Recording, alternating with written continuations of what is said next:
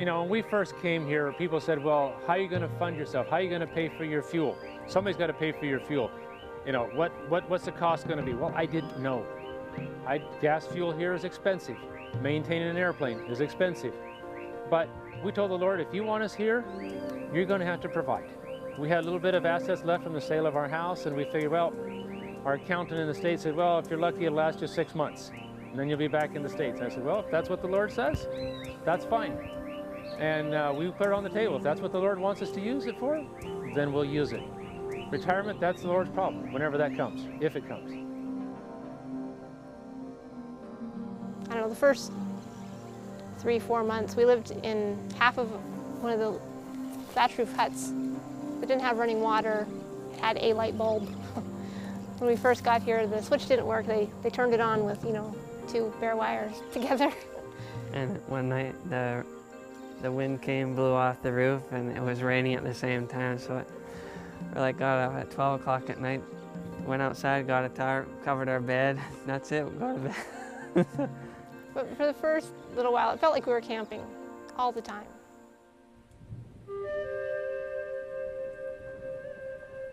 Doctora Chapatina, they call me. That's a doctor here.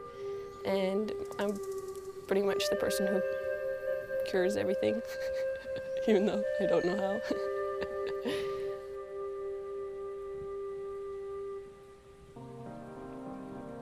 And I'm like, God, I've got this budget figured out about how much the school could operate. It'd be a lot easier if you just send the money at the beginning of the month all together, and I wouldn't stress about it, right? It's all there, it's all together. This is killing me. You're going to do it anyway, so why don't you just do it this way, and that'll work better, don't you think? We have to depend on God, because sometimes we even have for the food, but my friend have for money for get some food, so he gets food for me. But maybe tomorrow I have money to the food and he don't have it, and we work together as a team. And nobody do this for money.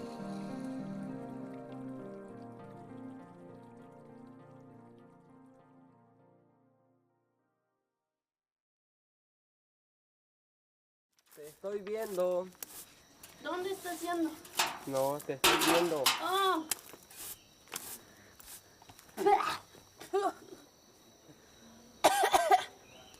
¿Y cómo limpian eso normalmente? Así. Así nomás. Oh, bien. Bien, bien. The reason I'm here is because I've always wanted to be a missionary. I have a friend, her name is Melissa Harding. Pretty much we talked about starting an orphanage, and I said, when I'm done school, I want to come and help you. And so she said, okay, when you're ready, come. And so I finished school and I came for 6 months supposedly, and I stayed. I quit college. I thought it was exciting. I thought it would be a great adventure, and it is. It's not quite as silver-lined as I thought it would be. After the first couple weeks I was here, I was like, wow, this is crazy. This isn't at all romantic like my dreams. But what keeps me here is just seeing God work in every little way, how He's working in my life. I just felt like I needed to stay, and I stayed, and I know I learned way more here than I would have ever learned in nursing school, just about life. I mean, you learn every day something new about yourself, about other people, about God. It's been the best thing that ever happened to me, because college was pretty much a trap. I mean, I was going to go become a nurse, which is very needed here. We definitely need nurses, but just my environment and my relationship with God wasn't good. And here I've grown so much and learned so much about God that it's worth it all. Duele como fuego. Mentira, no duele. ¿Quieres ¿Qué más? Confía. No duele, mira eso. We have a few orphans, but most of them are just kids who need to get out of the situations they're in. I'm not a nurse, but I get called for everything. So. No necesito curitas. No está abierto, no hay sangre, no nada. School is for all the kids that are here. We also have some external students who come from up the road and down the road. Usually they're poor students. Lots of the times you get very impatient with these guys. God is the only one who gives you patience because sometimes they can be so bad. There's always problems with lots of the big girls getting in fights and not getting along, and somebody got hurt or their feelings were hurt, and it's just like you always have stuff like that, but God always clears it up. The boys have changed so much this year. We've seen such a huge growth in them with having a mom and a dad. They just, like, their attitudes have become good. They listen way better. Little Salvador, you'll probably meet him. He just, like, he's changed so much. And he talks about God, and he has such a huge heart, and he just ran wild last year because there was just not enough people, not enough, I don't know, wisdom. Just to see how they've changed from last year when I was here to this year is incredible, because they come knowing pretty much nothing about God, and if they do know about God, it's usually just a messed up view of God, where he's just a big meanie. Just to see them now singing every morning, reading their Bibles every day, memorizing the Bible, helping out at the church, giving Bible studies. It's just incredible to see how God is using them and using us, even though, like, I came just a kid myself, and he's using whatever I'll give him to help these kids. And pretty much every moment you're asking God, just help me. That's another thing that I never did back home, because when you're comfortable, you don't need to ask God for anything, right? But I'm asking him all day long to help me.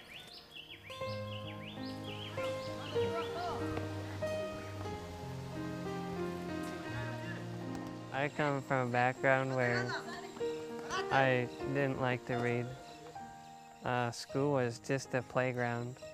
I was a goofball. So, in effect, when I graduated, I didn't know anything. I barely passed. I didn't know a thing. I knew how to work. I know how to use my hands, and that's about it. When I was working back home, it got to the point where, you know, you work, you sleep, you work and you sleep, and you eat. I mean, that's about that, all that was going on. And, you know, there's church and there is all that, but there is nothing that was, you know, moving ahead, you know, in the spiritual sense. At the end of our first year of marriage, we had just gotten out of debt. And the very same week, we had some friends who showed us a video of David Gates preaching in that church somewhere. And man, not even 5 minutes into the video, like... And it really struck a chord. And I says, come on, wife, let's go home. We gotta go. You know, let's get down on our knees and let's pray to God. If this is his will for us to do, to go and be missionaries, let's do it. You know, we're nobody. My wife is a secretary, I'm a carpenter by trade. So what can we do? But we got on their knees and said, you know what, God, this is all yours. When we got a call back and saying that, yeah, we can come, you know, we gave up everything, jobs and everything. It wasn't only because it was exciting. It's because we wanted an experience with God, like a life that experiences faith, to see God actually work.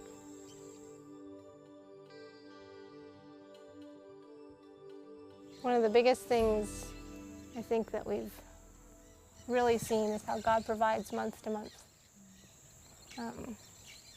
Especially last year, and again, starting again this year, there weren't a lot of donations that came in, like for the school. And just like out of the blue, things would happen. Like we didn't have any money, and somebody, you know, we had a truck at home to sell. And it was like, we'd like to buy your vehicle. It's like, well, there we go. There's another few months worth of food.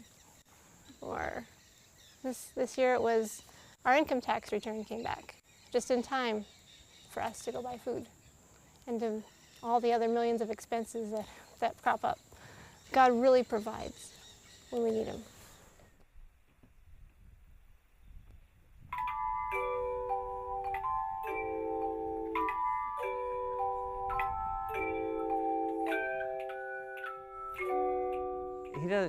He doesn't give us more than what we need.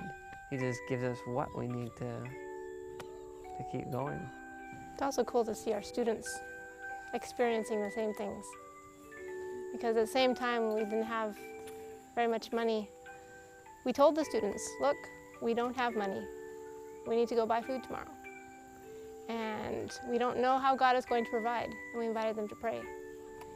And after worship was over, we had some students who came and gave, like 20 bolivianos, which is like $3.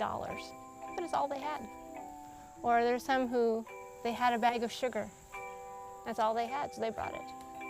Just to see them experiencing, living in a community and sharing, as well as learning to trust in God. Especially the students who've been here for 2, 3, 4 years. They really get to see over and over again how God provides. The program here is working with the students to spend as much time with the students as you can. Because a lot of these students don't come from a Christian environment, and so they need all the influence that they can to be steered in the right way. And so that's what I do. ¿Cómo? We are washing, we are washing, doing, washing the bike. We are washing. A big thing is being happy. When you work, you be happy, and that changes, every day.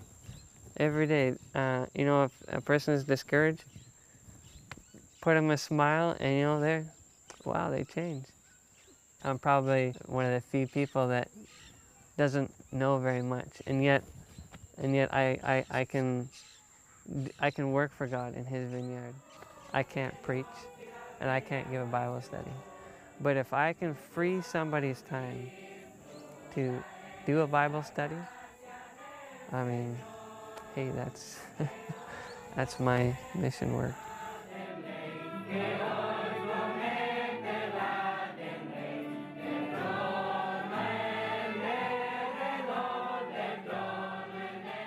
One day I just decided to leave my country, quit my home, and I moved to the States. At the beginning, everything was like pretty good over there. The first months, nobody knows me over there. With the time started go by, and I start making the same bad decisions that I made on my country. Car accidents, motorcycle accidents, alcohol, some drugs sometimes. So I start to feel like very depressed and very bad about it, because I thought, well, I can do nothing good. I mess it up on my country. Now here, I move here trying to make the things better, and I already mess it up here. I start looking for God one day. I went to church. I start to go all the weekends, all the Saturdays to church. They were asking for missionaries. And I start thinking, I start to looking for a place where to go, and I start to fill out applications. But all the places they ask me for a reference, for a pastor, for a church, something like that. And nobody give nothing for me. If I call a pastor to give me a reference, they will never do it. So I start to feel bad again. I said, well, this is all my fault, because I make really bad decisions on my past. So maybe I'm too bad that nobody will allow me on the mission field.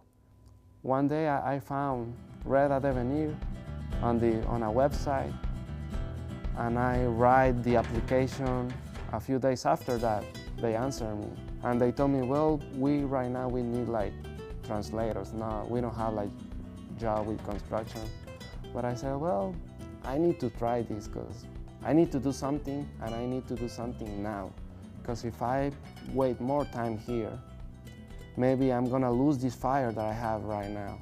maybe I'm gonna lose my goal, maybe I'm gonna lose my target. So I come here. It's a new life for me. That's why I'm in love about this. That's why I can go out from the mission field, because I feel I find the real reason for living here. He's providing all the dreams, all the desires of my heart here. Things that I never dream about it, but I feel happy.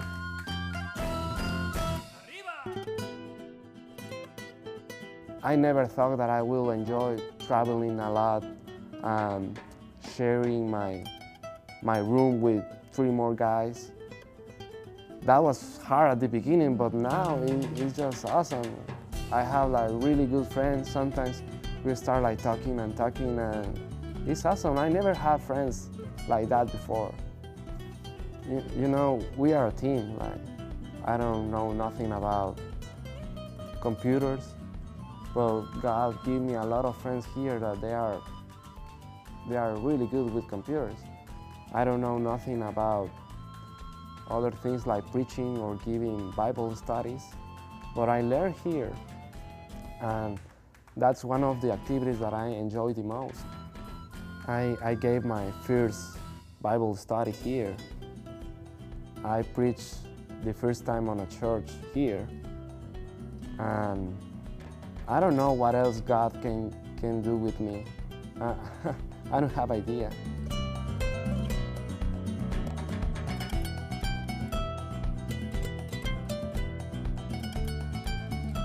You know, oftentimes, finances is a big word. I'm a budget guy. I went down and people said, hey, how are you going to go down and be a volunteer and survive? How do you survive as a volunteer? You know, it's kind of funny.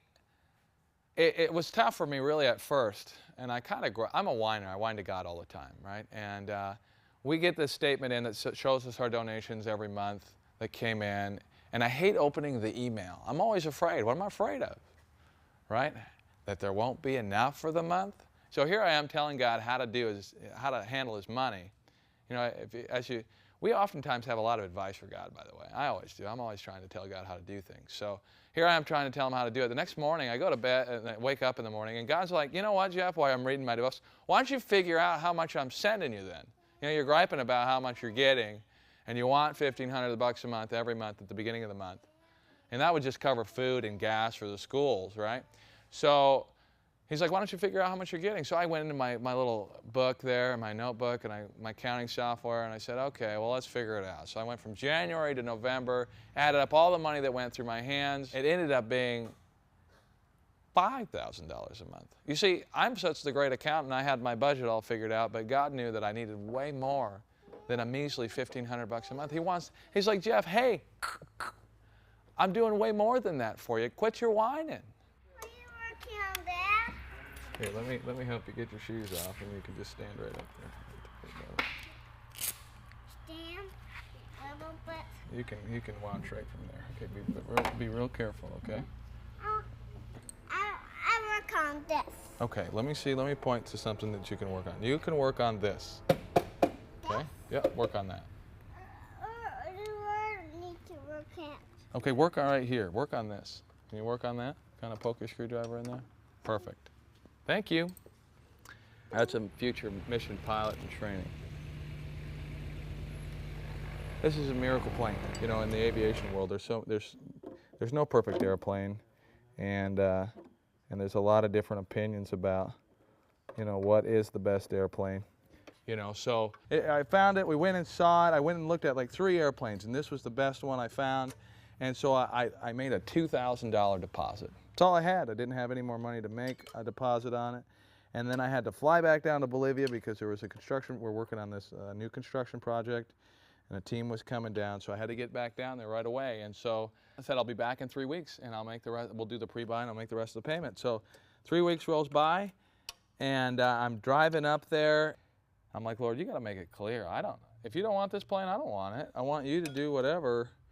And I don't have any money, so you could do that. Well, that day, I get a phone call from somebody who says, hey, you know what? I want to help out with, 20 grand towards your airplane.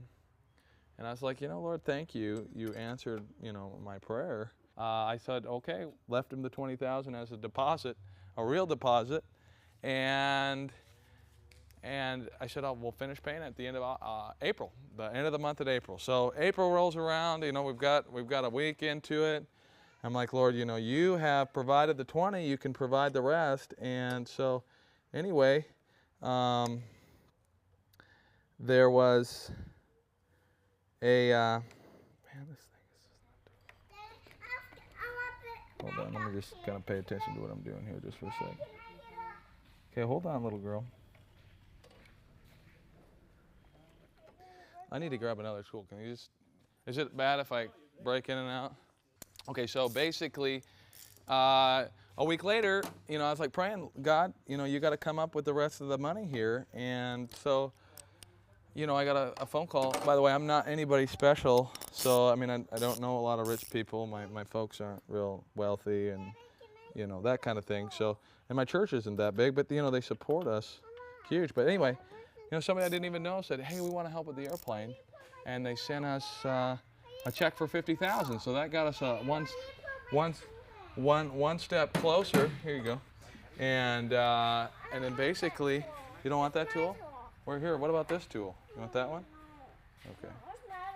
Okay. Well, anyway, so basically, you know, some other donors, and it kind of came together between a little bit of a loan and a lien, and we're pretty much, I was able to make the payment like 3 days before the end of April. You know, God was awesome, and you know, for an airplane that I didn't have only $2,000 to go for, God put it all together in His time. Clear, prop. Where's this guy going with his bicycle? He's not paying attention at all. Okay.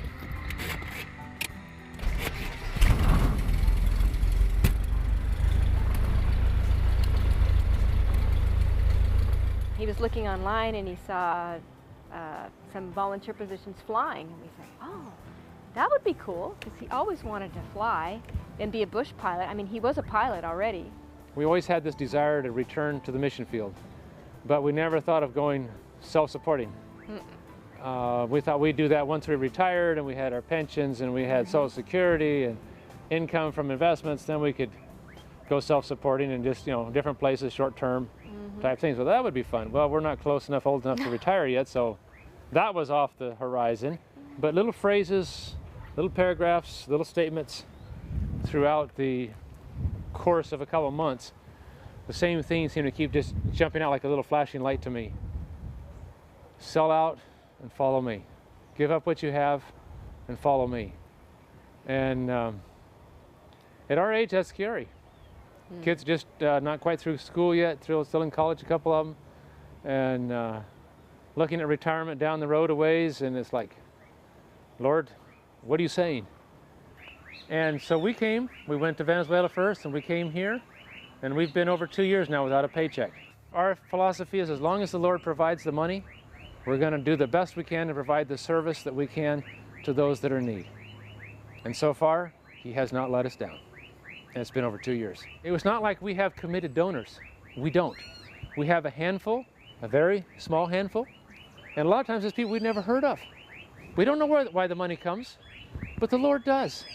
And some months the amounts have been up, and usually when that happens, the bills go up. Some months it's been pretty skimpy. And in fact, as we had one here a couple months ago where I knew it wasn't anywhere near enough to cover just the fuel for the airplane. And I said, Lord, what do you want us to do? And we just kept buying gas. We kept buying supplies for our schools, for our Bible workers, paying their stipends. We just kept paying the bills. As long as there was money in my pocket, I kept buying the gas. As there was money in my pocket, I bought the food. If there was money in my pocket, I paid for the stipends. And Tony kept asking,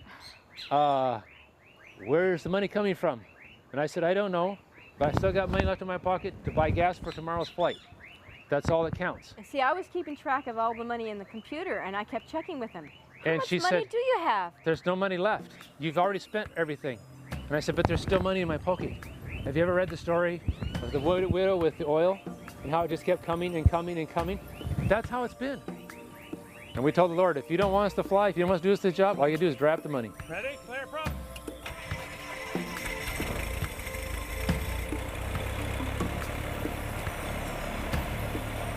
3.5 hours of fuel, requesting flight level 2000 for Dumoulin. We feel so strongly that God wants us here. He wants us doing what we're doing. That He will tell us if we're not supposed to be doing that, and we just put ourselves in His hands. And if something does happen, we're doing what He wants us to do, and that's what counts. I see bad weather ahead. I tell the Lord, if you want me to make this flight today, open up the weather. And over I have seen the Lord part the clouds, and there's a clear path right where I need to go. And it has just been awesome to have that connection, to see God's hand move on our behalf, to move on our project that we're working on here to help people. And when you see that happening, it does something for the soul that a 9-to-5 job in the States will never do for me again. It's been tough losing our friend Bob Norton and his wife and the people that were with him. And the other pilot that went down 3 months before that we'd also worked with in Venezuela, who died in Canada in a plane crash.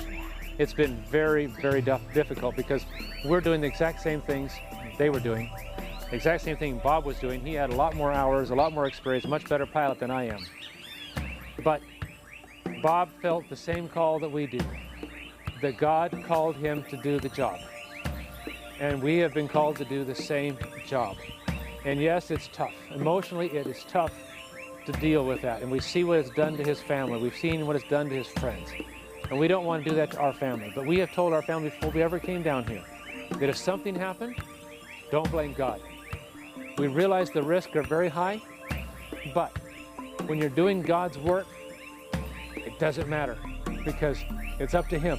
The responsibility is now on His shoulders, not on mine. And that makes all the difference for us.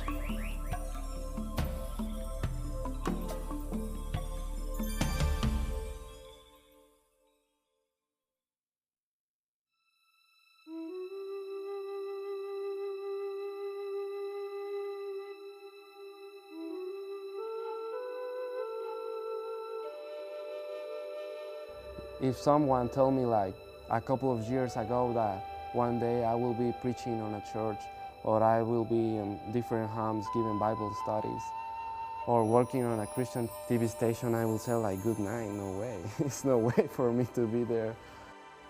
But God, He can give you a new heart. And here is a new beginning.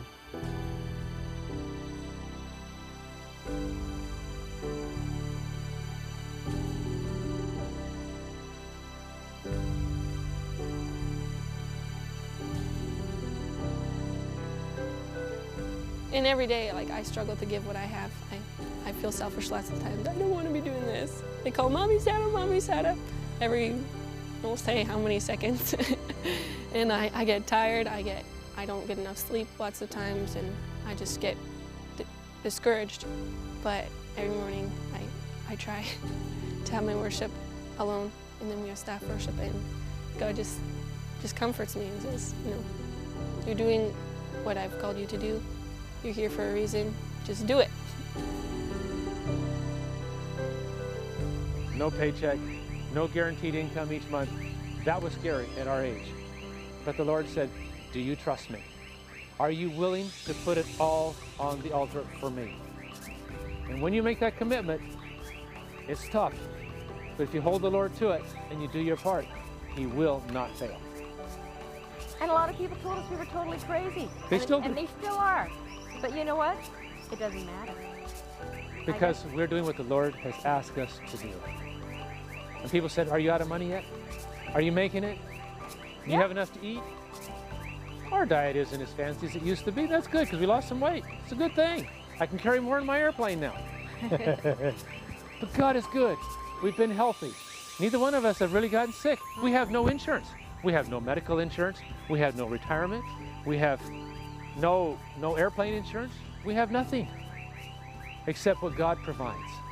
And as God sees the need, He will take care of us. I have no doubt. He has, every time.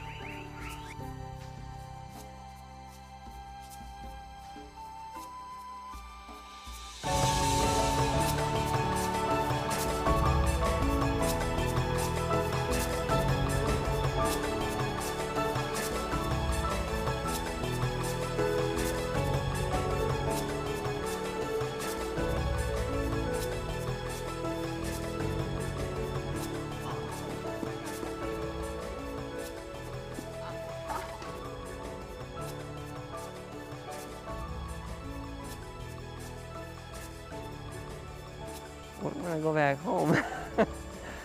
Yeah, this is by far, always wanted to do missionary work. We always wanted to do something for God. Just never expected to be living in South America doing it. Yeah, this fills our hole. Fills our hole.